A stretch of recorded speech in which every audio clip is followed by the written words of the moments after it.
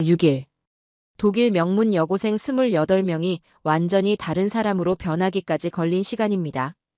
저희는 한국을 모르는 상태로 갔다가 돌아올 때는 절반쯤 한국 사람이 되어 있었어요. 어떻게 이런 일이 가능했을까요? 그 이야기를 지금부터 들려드릴게요. 본 영상은 스토리를 재구성한 이야기입니다. 구독과 좋아요, 따뜻한 댓글은 더 많은 감동을 전하는 큰 힘이 됩니다.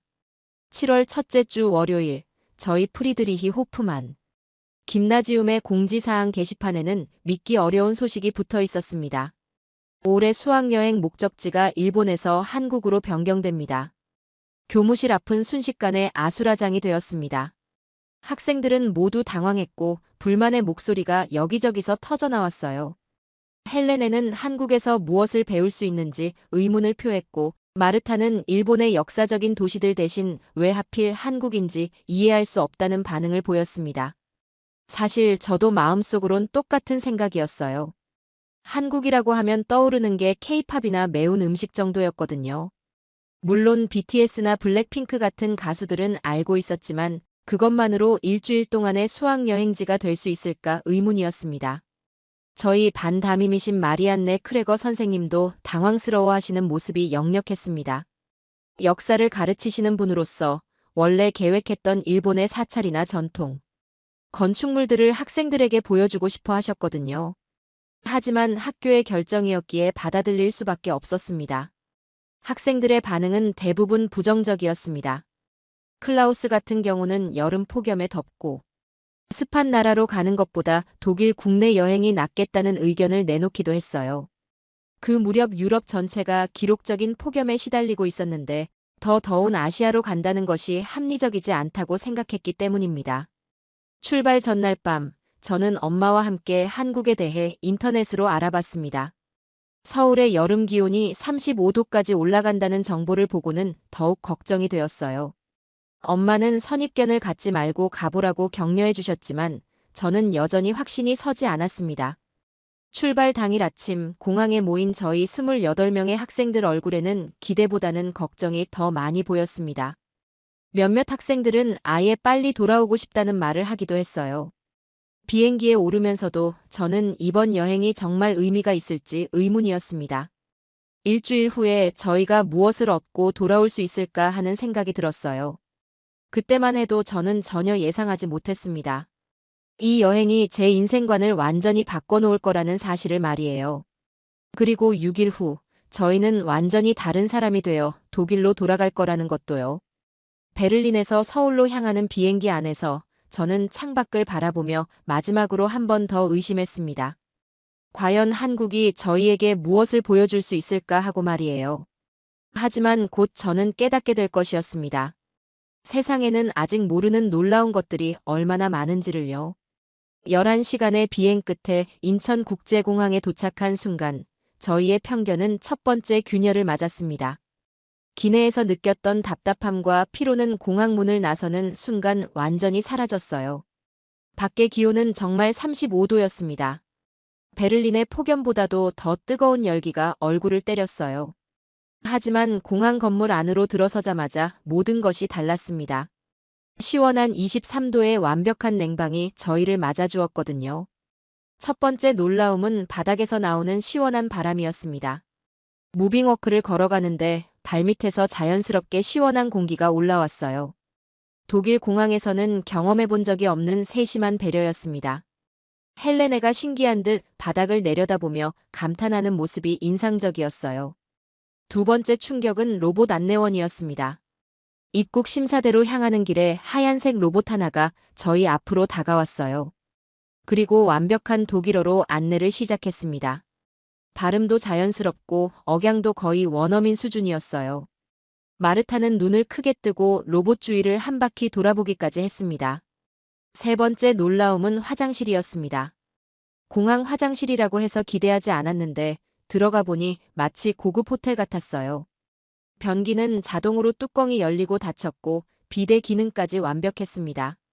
세면대에 물도 자동으로 나왔고 수건 대신 강력한 핸드드라이어가 설치되어 있었어요. 무엇보다 냄새가 전혀 나지 않았습니다. 네 번째는 공기질 표시판이었습니다.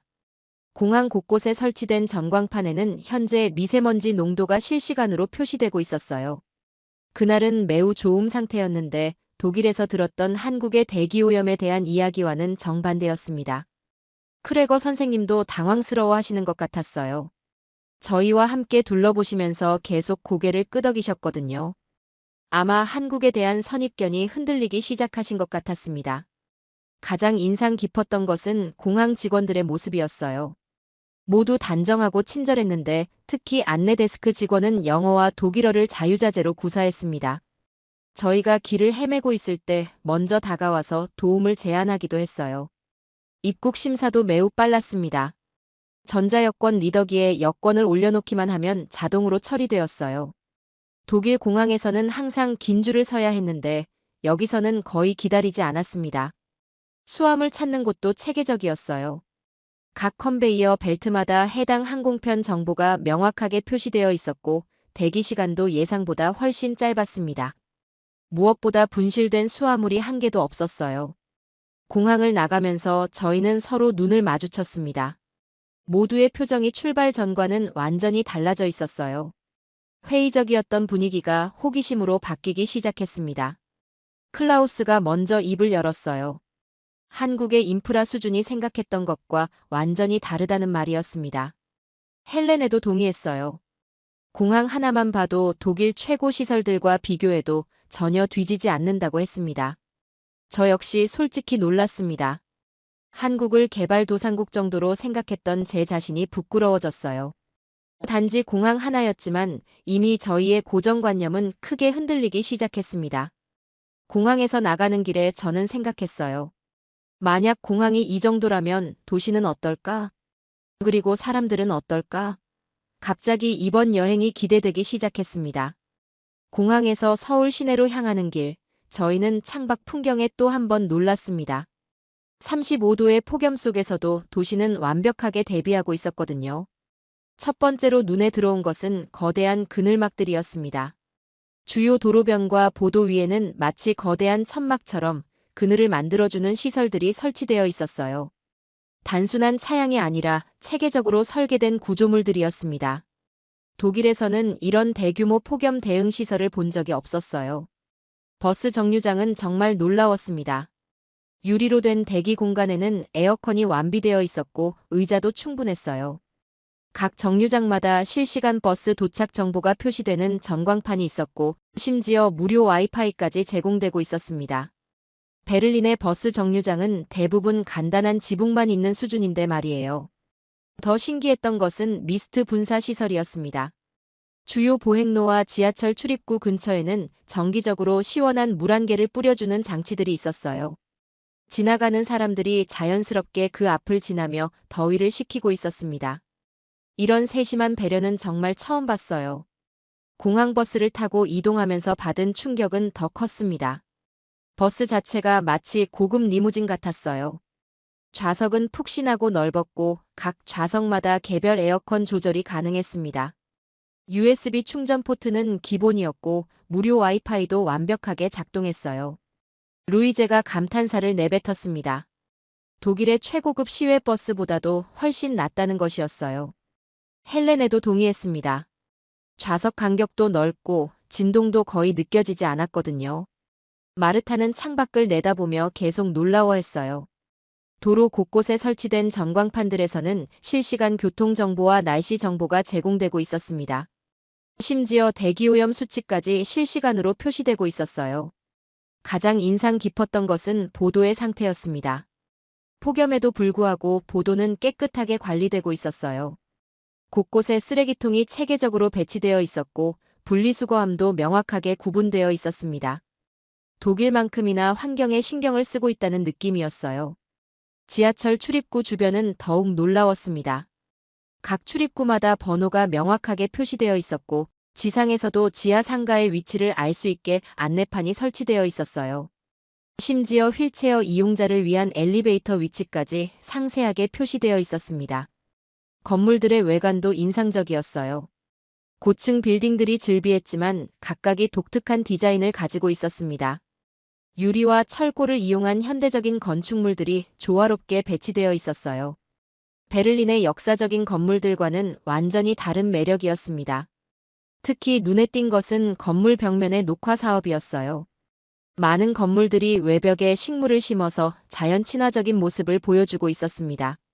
도시 열섬 현상을 줄이려는 노력이 곳곳에서 보였어요. 신호등 시스템도 매우 체계적이었습니다. 보행자 신호에는 남은 시간이 초 단위로 표시되었고 음성 안내까지 제공되고 있었어요. 시각 장애인을 위한 배려가 곳곳에서 느껴졌습니다. 도로 표지판들도 매우 명확했어요. 한글과 영어가 함께 표기되어 있었고 지하철역이나 주요 시설물의 방향이 멀리서도 쉽게 알아볼 수 있게 되어 있었습니다. 버스에서 내려 호텔로 향하는 짧은 걸음에도 놀라운 것들이 계속 보였어요. 보도에는 시각 장애인을 위한 점자 블록이 완벽하게 설치되어 있었고 차도와 보도의 경계도 명확했습니다. 가장 놀랐던 것은 이 모든 시설들이 단순히 설치만 되어 있는 것이 아니라 실제로 잘 작동하고 있다는 점이었어요. 고장난 시설이나 방치된 장비를 거의 볼 수 없었습니다. 크레거 선생님도 연신 고개를 끄덕이시며 주변을 둘러보셨어요. 아마도 한국의 도시 인프라 수준에 대해 새롭게 인식하고 계신 것 같았습니다. 호텔에 도착할 즈음 저희는 이미 한국에 대한 첫인상을 완전히 바꾸고 있었어요. 단지 몇 시간의 이동이었지만 이 나라가 얼마나 세심하고 체계적인지 충분히 느낄 수 있었습니다. 저녁 7시 저희는 한강공원으로 향했습니다. 호텔에서 짐을 풀고 간단히 씻은 후에 첫 번째 일정이었어요. 하루 종일 폭염에 시달린 후라 솔직히 기대보다는 걱정이 앞섰습니다. 하지만 한강에 도착한 순간 저희는 또 다른 세계를 마주했어요. 강변이 이렇게 아름다울 수 있다는 것을 처음 알았습니다. 첫 번째 놀라움은 분수쇼였어요. 강 한가운데서 시작된 물기둥들이 음악에 맞춰 춤을 추듯 움직였습니다. 높이가 수십 미터에 달하는 분수들이 형형색색의 조명과 함께 환상적인 장면을 연출했어요. 무엇보다 이 모든 것이 무료였다는 점이 놀라웠습니다. 베를린의 브란덴부르크 문 앞에서 열리는 행사들도 대부분 유료인데 이렇게 규모가 큰 분수쇼를 매일 무료로 볼 수 있다니 믿기 어려웠어요. 두 번째 충격은 한강공원의 규모와 시설이었습니다. 강변을 따라 끝없이 펼쳐진 잔디밭과 산책로, 그리고 곳곳에 설치된 편의시설들이 완벽했어요. 화장실은 깨끗했고 음수대도 충분했습니다. 무엇보다 모든 것이 무료로 개방되어 있었어요. 가장 신기했던 것은 시민들의 모습이었습니다. 잔디밭 곳곳에서 가족들이 돗자리를 펴고 치킨을 먹고 있었어요. 그런데 이 치킨들이 모두 배달로 온 것이었습니다. 강변에서 치킨을 주문하면 정말로 배달이 온다는 게 신기했어요. 헬레네가 감탄했습니다. 독일에서는 공원에서 배달 음식을 시켜 먹는다는 개념 자체가 없다고 했어요. 그런데 여기서는 그것이 일상적인 풍경이었습니다. 자전거 도로 시스템도 인상적이었어요. 한강을 따라 전용 자전거 도로가 완벽하게 조성되어 있었고 자전거 대여소도 곳곳에 있었습니다. 무엇보다 자전거 도로와 보행로가 명확하게 분리되어 있어서 안전했어요. 루이제는 자전거를 빌려서 강변을 한 바퀴 돌아봤는데 야간 조명이 완벽해서 밤에도 안전하게 라이딩을 할 수 있다고 했어요. 베를린에서는 밤에 강변을 혼자 돌아다니는 것이 위험할 수 있는데 여기서는 전혀 그런 느낌이 없었습니다. 마르타는 강변의 카페와 편의점들에 놀랐어요. 24시간 운영되는 편의점에서는 따뜻한 음식부터 간단한 캠핑 용품까지 모든 것을 구입할 수 있었습니다. 가격도 합리적이었고 직원들은 친절했어요. 놀이시설들도 다양했습니다. 어린이를 위한 놀이터는 물론이고 성인들을 위한 운동기구들도 곳곳에 설치되어 있었어요. 농구장과 축구장도 무료로 이용할 수 있었고 예약 시스템도 체계적으로 운영되고 있었습니다. 가장 인상 깊었던 것은 사람들의 모습이었어요. 가족 단위로 나온 사람들이 대부분이었는데 모두 여유롭고 평화로워 보였습니다. 아이들은 자유롭게 뛰어놀고 있었고 어른들은 치킨과 맥주를 즐기며 담소를 나누고 있었어요. 공원의 청결도도 놀라웠습니다. 이렇게 많은 사람들이 음식을 먹고 있는데도 쓰레기가 거의 보이지 않았어요. 분리수거함이 곳곳에 설치되어 있었고 사람들도 자연스럽게 뒤처리를 하고 있었습니다. 강 건너편의 야경도 환상적이었어요. 고층 빌딩들의 불빛이 강물에 반사되어 마치 영화 속 한 장면 같았습니다. 독일의 강변과는 완전히 다른 현대적이고 역동적인 모습이었어요. 치안 상태도 매우 좋았습니다. 경찰관들이 자전거를 타고 순찰을 돌고 있었고 CCTV도 적절히 설치되어 있었어요.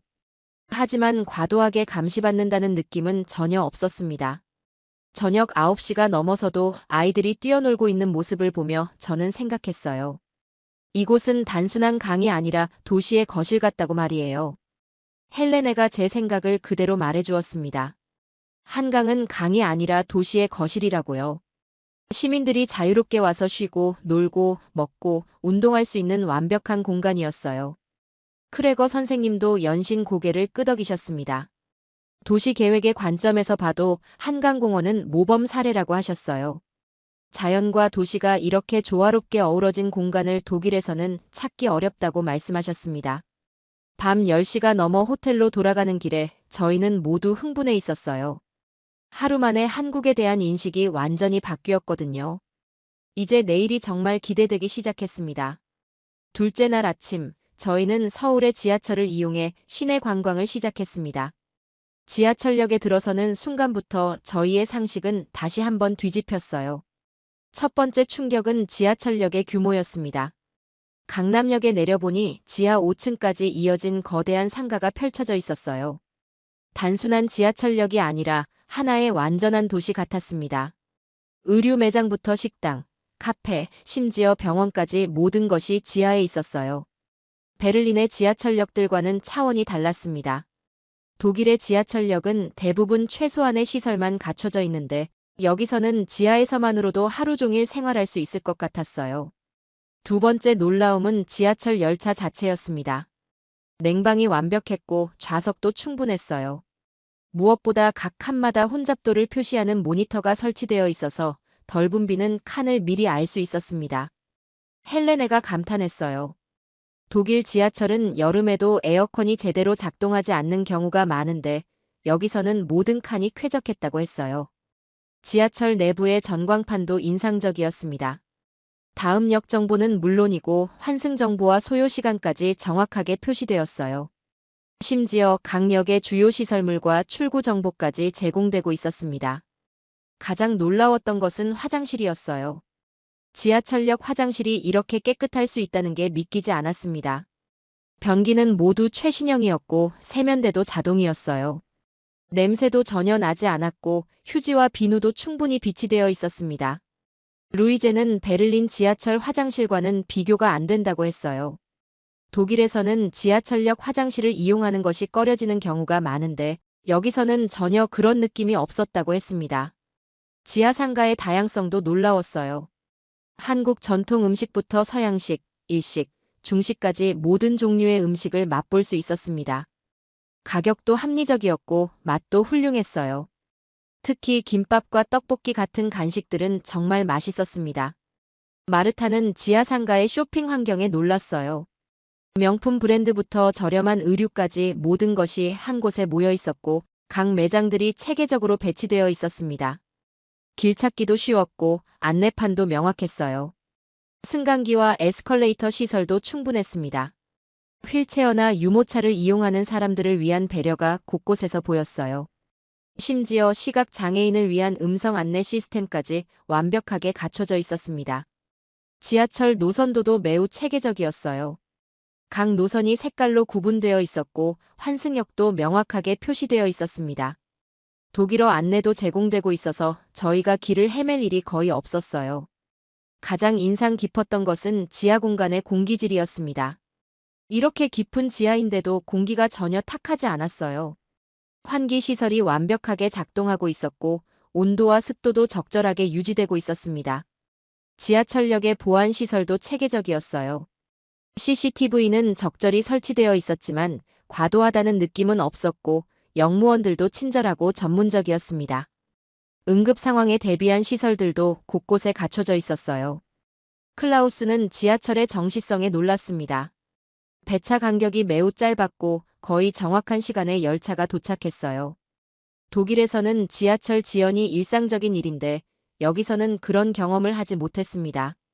지하 보행로 시스템도 놀라웠어요. 주요 건물들이 지하로 연결되어 있어서 비나 눈이 와도 젖지 않고 이동할 수 있었습니다. 특히 폭염이나 추위에도 쾌적하게 이동할 수 있다는 점이 인상적이었어요. 저는 명동역 지하상가를 둘러보며 생각했어요.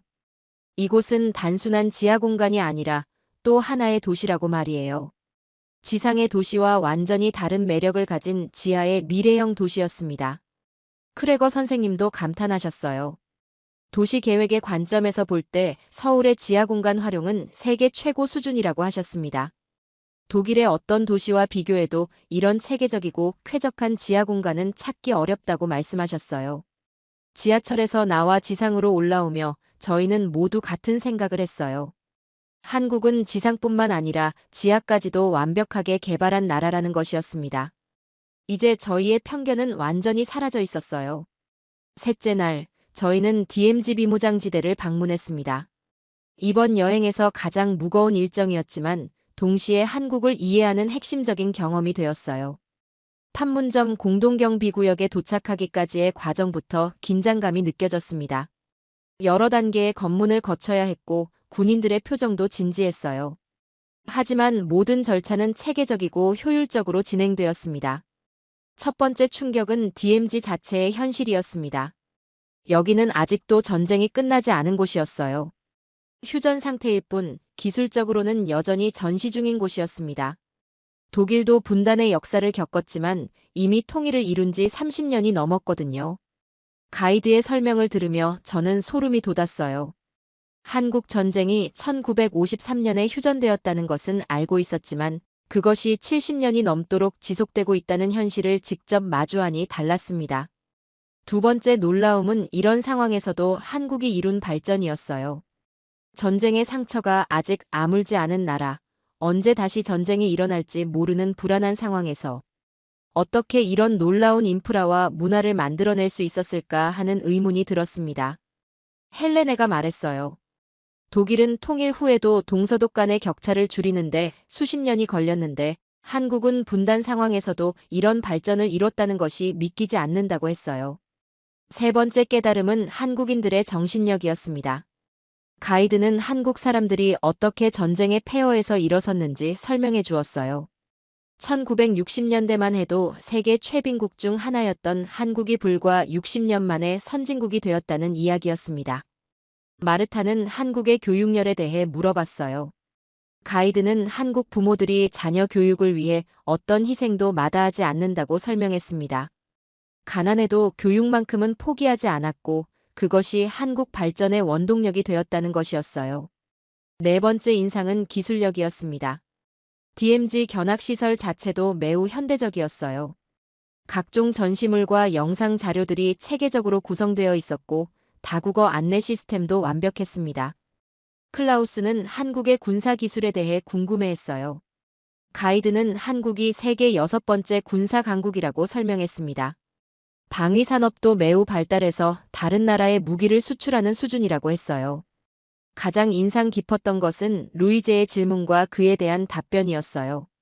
루이제가 물었습니다. 이런 어려운 상황에서도 포기하지 않고 발전할 수 있었던 한국만의 비밀이 뭔지 말이에요. 가이드는 잠시 생각하더니 대답했습니다. 한국 사람들은 아픔을 힘으로 바꾸는 능력이 있다고 했어요. 어려움을 피하지 않고 정면으로 맞서서 극복하려는 의지가 강하다는 것이었습니다. 다섯 번째 놀라움은 통일에 대한 한국인들의 의지였어요. 분단이 이렇게 오래 지속되었는데도 통일을 포기하지 않고 있다는 점이었습니다. 독일처럼 평화적 통일을 이루고 싶어 한다는 가이드의 말이 인상적이었어요. 저는 DMZ에서 내려다본 서울 방향을 바라보며 생각했어요. 저 멀리 보이는 고층 빌딩들과 현대적인 도시가 이런 긴장감 속에서 만들어진 것이라니 정말 놀라웠습니다. 크레거 선생님은 역사교사로서 깊은 감명을 받으신 것 같았어요. 한국의 역사는 단순히 과거의 이야기가 아니라 현재 진행형이라고 하셨습니다. 그리고 그 역사가 현재의 발전 동력이 되고 있다고 말씀하셨어요. 귀환 버스에서 저희는 조용했습니다. 각자 많은 생각을 하고 있는 것 같았어요. 저는 한국이라는 나라를 완전히 새롭게 이해하게 되었습니다. 이 나라의 놀라운 인프라와 문화, 그리고 시민들의 여유로운 모습 뒤에는 이런 절박함과 의지가 숨어 있었던 것이에요. 전쟁의 위험 속에서도 포기하지 않고 계속 발전해온 한국인들의 정신력이 오늘날의 한국을 만든 것이었습니다. 헬레네가 먼저 입을 열었어요. 한국 사람들이 어떻게 이런 마음가짐을 가질 수 있는지 배우고 싶다고 했습니다. 마르타도 동의했어요. 어려움을 기회로 바꾸는 한국인들의 정신력이 정말 대단하다고 했습니다. 루이제는 더 구체적으로 말했어요. 아픔을 힘으로 바꾸는 능력, 그것이 한국의 진짜 비밀이라고 결론지었습니다. 그리고 그 정신력이야말로 저희가 배워야 할 가장 중요한 것이라고 했어요. 저도 같은 생각이었습니다. 한국의 발전은 단순히 운이나 우연이 아니었어요.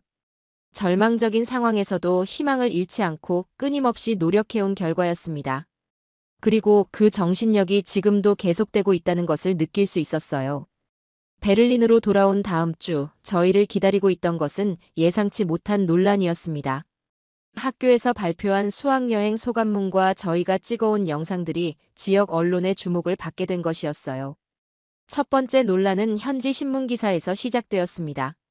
독일 학생들의 과도한 한국 찬양이라는 제목의 기사가 실렸어요.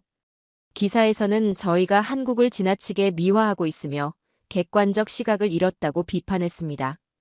특히 일부 학부모들의 반응이 격렬했어요. 한 학부모는 교육청에 민원을 제기하며 저희가 한국 정부의 선전에 놀아났다고 주장했습니다.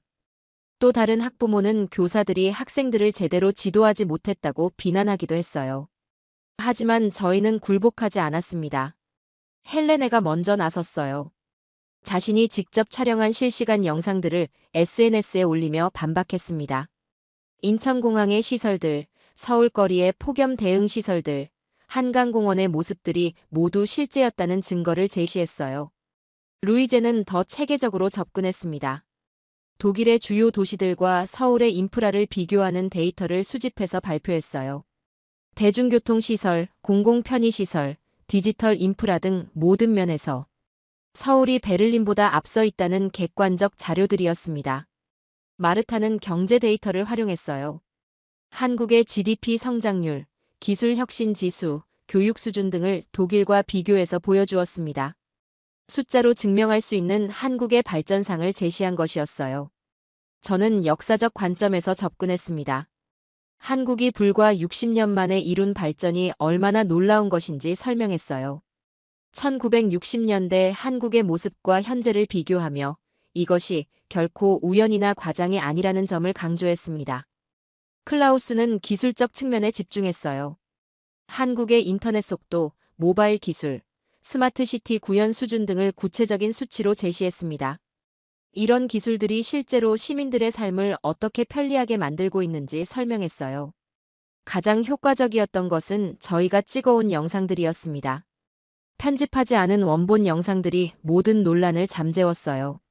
인천공항에서 지하철역까지 한강공원에서 DMZ까지의 모든 장면들이 생생하게 담겨 있었거든요. 크레거 선생님도 저희를 적극 지지해 주셨습니다. 교육자로서 학생들이 직접 경험한 것을 폄하하는 것은 잘못되었다고 말씀하셨어요. 오히려 편견 없이 세계를 바라보는 저희의 시각을 격려해 주셨습니다. 둘째 주가 되자 여론이 바뀌기 시작했습니다. 저희가 제시한 객관적 자료들과 영상들을 본 사람들이 인정하기 시작한 것이었어요. 특히 젊은 세대들은 저희 편이었습니다. 한 대학 교수는 신문기고를 통해 저희를 옹호했습니다. 독일 젊은이들이 보여준 열린 사고와 객관적 관찰력이야말로 진정한 교육의 성과라고 평가했어요. 지역 방송국에서 저희를 인터뷰하고 싶다고 연락이 왔습니다. 헬레네와 루이제가 대표로 출연해서 저희의 경험을 생생하게 전달했어요. 시청자들의 반응도 대부분 긍정적이었습니다. 셋째 주에는 다른 학교에서도 관심을 보이기 시작했습니다. 저희 경험을 듣고 한국 수학여행을 계획하는 학교들이 나타났어요. 심지어 일부 대학에서는 한국 연수 프로그램을 검토하겠다는 소식도 들렸습니다. 가장 의미 있었던 것은 저희 말이 서서히 여론을 바꿔가고 있다는 점이었어요. 처음에는 과장이라고 비판받았지만 구체적인 증거들과 체계적인 설명을 통해 사람들을 설득할 수 있었습니다. 한 달이 지나자 완전히 분위기가 바뀌었어요. 이제는 오히려 저희의 경험을 부러워하는 사람들이 더 많아졌습니다. 한국에 대한 관심도 크게 높아졌고 한국어 학습 문의도 늘어났다고 했어요. 마르타가 말했듯이 저희가 본 것은 쇼가 아니라 일상이었습니다. 한국 사람들이 매일 누리고 있는 편리함과 체계적인 시스템들이었어요. 그것을 솔직하게 전달한 것뿐이었습니다. 논란의 한 달 동안 저희는 더욱 단단해졌어요. 직접 경험한 것에 대한 확신이 생겼고 그것을 다른 사람들에게 전달하는 능력도 기를 수 있었습니다. 헬레네는 이 과정에서 많은 것을 배웠다고 했어요. 편견이 얼마나 강력한지, 하지만 진실은 결국 드러난다는 것도 알게 되었다고 했습니다. 루이제는 더 나아가 생각했어요. 이제 저희는 단순히 한국을 좋아하는 것을 넘어서 한국을 제대로 이해하고 있으며 그것을 다른 사람들에게 정확하게 전달할 수 있는 능력까지 갖추게 되었다고 말이에요. 논란이 잠잠해진 후 저희는 더 큰 계획을 세우기 시작했습니다. 이제 정말로 저희 학교와 베를린을 바꿔보고 싶어졌거든요. 한국에서 배운 것들을 실제로 적용해보고 싶었습니다. 여행을 마치고 2달이 지난 9월, 저희는 완전히 다른 사람들이 되어 있었습니다. 단순히 한국을 좋아하는 수준을 넘어서 한국의 시스템과 문화를 저희 삶에 적용하기 시작한 것이었어요. 첫 번째 변화는 학교에서 일어났습니다. 저희는 학생회에 한국문화주간 제안서를 제출했어요. 단순한 K-팝 공연이나 한식 체험이 아니라 한국의 교육 시스템과 디지털 혁신을 배우는 진지한 프로그램이었습니다. 헬레네가 주도한 프로젝트는 서울식 폭염 대응 시스템 연구였어요. 베를린의 여름이 점점 더워지고 있는 상황에서 서울의 폭염 대응 인프라를 분석해서 베를린에 적용하는 방안을 연구했습니다. 미스트 분사 시설, 그늘막 설치, 지하 공간 활용 등이 모두 베를린에도 적용 가능했어요.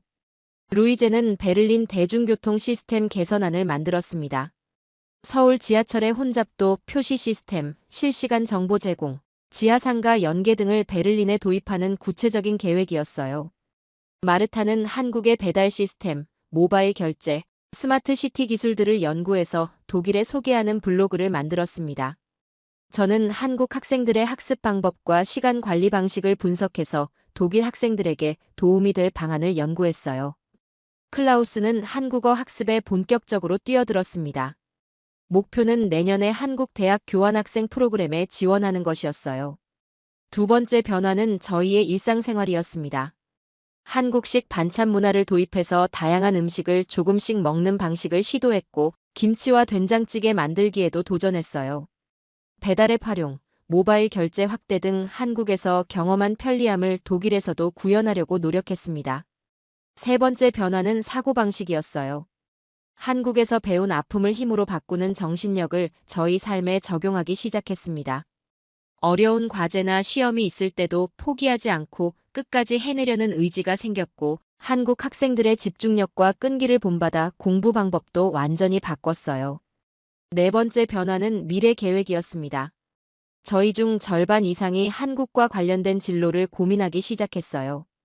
헬레네는 도시계획학을 전공해서 한국의 스마트시티 기술을 연구하고 싶어 했고, 루이제는 국제관계학으로 한독관계 발전에 기여하고 싶어 했습니다.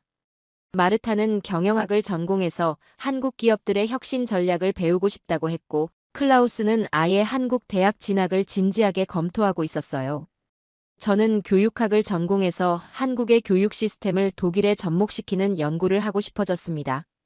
저희의 변화는 주변 사람들에게도 영향을 미쳤어요. 한국어 학습반이 만들어졌고 한국 문화 동아리도 생겼습니다. K-팝이나 K-드라마를 넘어서 한국의 기술, 교육, 사회 시스템에 관심을 갖는 학생들이 늘어났어요. 부모님들도 처음에는 걱정하셨지만 더 체계적이고 지향적으로 변한 저희 모습을 보고 오히려 격려해 주시기 시작했습니다. 크레거 선생님은 진정한 문화 교류와 학습이 이루어졌다고 평가해 주셨어요. 11월이 되자 저희는 공식적으로 선언했습니다. 루이제가 학교 전체 앞에서 발표했어요. 저희는 이제 세계 시민입니다. 독일인이면서 동시에 한국의 좋은 점들을 배우고 실천하는 새로운 세대예요. 그리고 솔직히 말하면 저희는 절반쯤 이미 한국 사람이 된 것 같습니다.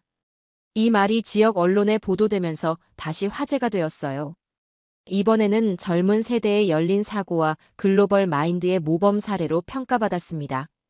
연말이 되자 저희는 내년 계획을 세웠어요. 한국 대학들과의 교환학생 프로그램 확대, 한독 청소년 교류 확대, 한국 기업 인턴십 프로그램 참여 등 구체적인 목표들이었습니다. 지금 돌이켜보면 6일간의 한국 여행이 저희 인생을 완전히 바꿔놓았어요. 더 넓은 세계를 보게 되었고 더 큰 꿈을 꾸게 되었습니다. 만약 일본으로 갔다면 이런 변화는 절대 일어나지 않았을 거예요. 한국이라는 나라가 저희를 완전히 다른 사람으로 만들어준 것입니다. 오늘 영상은 여기까지입니다. 도움이 되셨다면 좋아요와 구독 알림 설정까지 부탁드려요. 다음 영상에서도 더 유익한 내용으로 찾아뵙겠습니다. 시청해주셔서 감사합니다.